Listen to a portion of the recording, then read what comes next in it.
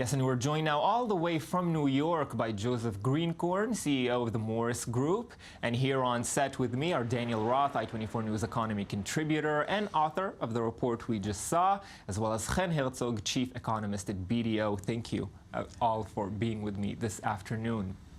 Now, Joseph, I'd like to start with you this discussion today. On Friday, it's the anniversary of the bankruptcy of the Lehman Brothers. You're joining us from a very special place, as we just saw. Tell us where you are and how the fall of Lehman precipitated the financial crisis. So we're standing just next to the historic former Lehman Brothers headquarters. In the mid-1990s, Lehman Brothers was a small boutique investment company. Several years later, under the leadership of Dick Fold, in 2008, Lehman Brothers grew to the fourth largest investment company in the U.S. In mid-September, just at the beginning of the financial crisis, Lehman Brothers was forced to go into bankruptcy.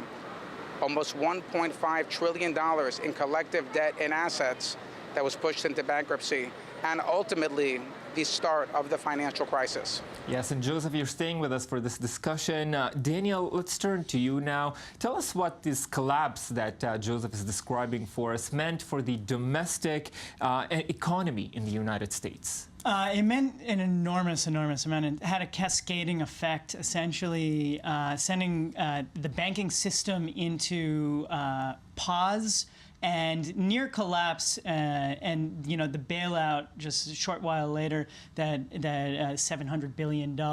That's what really stopped this cascading effect out from the Lehman Brothers collapse. 6 million jobs lost. 10% unemployment, 5,000 point drop on the Dow. It was enormous impact. 4 weeks that month following the Lehman bankruptcy filing was massive and shocking. And most of all, what it shocked was confidence in the system. And that's really what put the shockwave out into the economy. And 8 years on, Chen, a lot of people don't understand why is it taking so long to recover. Is it that long, or do we not have the right perspective after such a dramatic financial crisis? Well, we're 8 years after the crisis, and the U.S. economy is finally back to growth. And if we look at the European economy, on the other way, they're still lagging behind. And I think maybe this has been the greater experiment in economic policy of all times, because the governments have two major tools to fight with recession or slowdown. They can use the monetary policy, and both Europe and the US reduced rates to practically zero. And they can use the fiscal policy, what we call the government budget. And here the US and Europe took opposing sides. While the Europe adopted fiscal restraint, austerity, the US went to stimulus and fiscal expansion. And we see 8 years after that, indeed, in this case, the fiscal expansion way did better. Why did it take so long? Perhaps the Obama administration wasn't able to enact its fiscal stimulus as fast as he would like to. He began with it in his first term, but later on Congress did not allow him to go ahead and push forward with a $1 trillion stimulus package, and perhaps it could have been faster. Well, let's take it back to New York now, where Joseph is still standing by for us. Joseph, that iconic building behind you was taken over by Barclays, perhaps a sign that Wall Street is moving on. Tell us, are there any areas in the economy that are impressing you in terms of recovery? So it's been a very, very long recovery, thanks, of course, to the Fed, QE, and very, very low interest rates still to this day. But there are three major sectors that have come back since the financial crisis. First, of course, is the jobs. Now the unemployment rate is just under 5%, almost half of what it was back during the heart of the financial crisis. Secondly, the stock market, of course, has recovered all of his losses and has made significant gains to all-time record highs. Thirdly, of course, we are in New York. Real estate, again, a very, very hot market right now. And one of the causes back then of the financial crisis has made an amazing comeback again.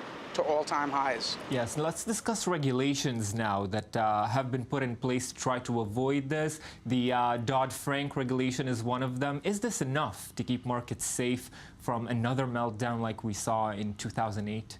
Well, the regulation is effective in keeping leverage ratios low, and we see, indeed, despite the low interest rate, leverage ratios are low. But, you know, the problem with regulation that is always very effective to prevent the last crisis and not very good at forecasting the next crisis. So we had the dot-com crisis in 2001. We had very strict regulation on Wall Street. It prevented perhaps another dot-com bubble, but it didn't help with a subprime bubble. And I wouldn't be too sure that we won't see in the near or later future another bubble popping up. Well, we're talking about the past and a little bit about the future. Daniel, let's bring it to the present. How is the U.S. economy faring now? We hear a lot from the Obama administration that unemployment is going down. Things seem to be looking up. Yes, it definitely seems to be looking up, and there are some positive numbers, some positive reports on regulation, positive numbers. We heard both of those just now. There's other numbers to look at, though, really base numbers. So when you look at unemployment, that is a good sign. You see it cut in half from the peak. That's good. But when you talk about unemployment, you're not talking also about underemployment. So people who are struggling to make ends meet, maybe working 2 or 3 jobs, maybe working 1 and don't have enough even to make that ends meet. So you're talking about people who are not making enough money to survive, and when you have that, debt goes up. And when personal debt goes up, you start to see risks of bubbles and economic collapse. And the anniversary is coming up, and we'll keep seeing what happens with the American economy. Daniel Roth and Chen Herzog, thank you very much for joining me for this. Unfortunately, that's all for this Economy Magazine edition of the week. More updates from our economy team on i24news.tv. Thanks for being with us.